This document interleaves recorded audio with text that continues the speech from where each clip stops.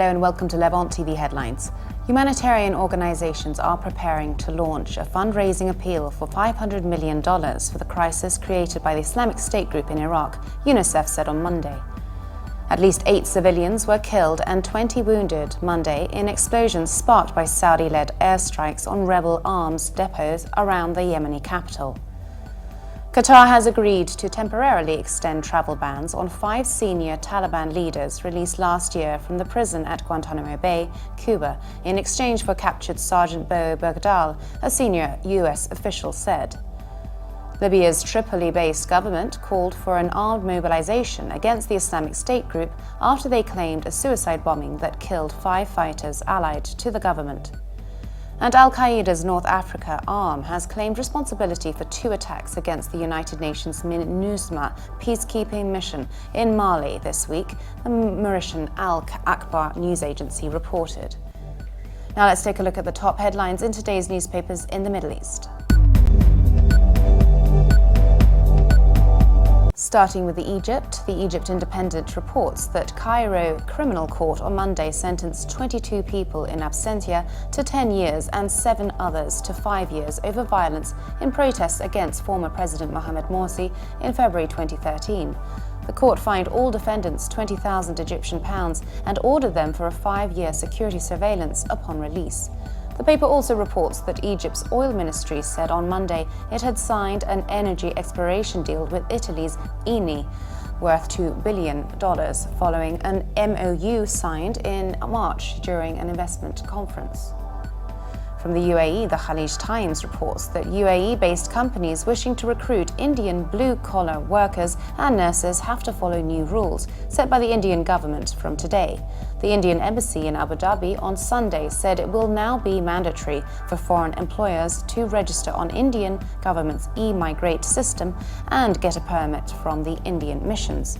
The paper also reports that the Dubai Health Authority is inviting people to buy wellness and cosmetic surgery packages over the summer months and get procedures done by a bit later. The Be Beautiful in Dubai campaign will be promoted by the authority in July and August through a dedicated website, while the procedures can be conducted in September and October. From Lebanon, the Daily Star writes that Hezbollah will support any decision Free Patriotic Movement leader Michel Aoun says on key security appointments, local newspaper As Safir said on Monday. According to the report, Hezbollah's stance has been conveyed to Lebanese political officials. The paper also reports that France authenticated a video on Monday that shows a French woman taken hostage in Yemen, appealing to President François Hollande and Yemen's exiled leader to help her, and it said it was doing all it could to secure her release. Now let's take a look at the top Middle East headlines from the UK papers.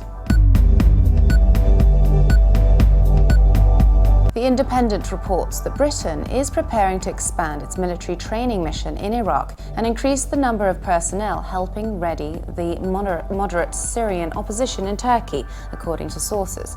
The Ministry of Defence says nearly 800 British soldiers are already working in training and support roles in the region at a time when ISIS militants are making gains in both Iraq and Syria.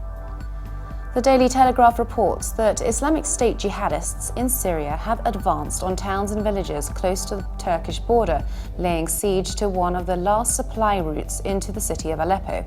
In a lightning strike, the jihadists have captured up to 25 villages in Aleppo province and closed in on the border town of Azaz, one of the last hubs for aid agencies providing help to tens of thousands of civilians trapped in war-riven Aleppo. Let's take a look at the top Middle East headlines in the international papers. From Germany, the Deutsche Welle reports that Germany's foreign minister has described the conditions in the Gaza Strip as catastrophic. Frank-Walter Steinmeier's visit to the Palestinian territory comes as hopes for reviving peace talks with Israel appear bleak. We cannot wait until talks about a 2-state solution are back on track to improve living conditions, said Steinmeier.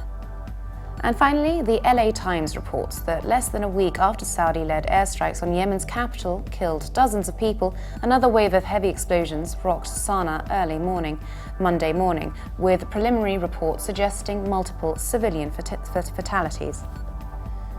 And for more updates, please visit levant.tv. Thanks for watching. Be sure to join us again tomorrow. Bye for now.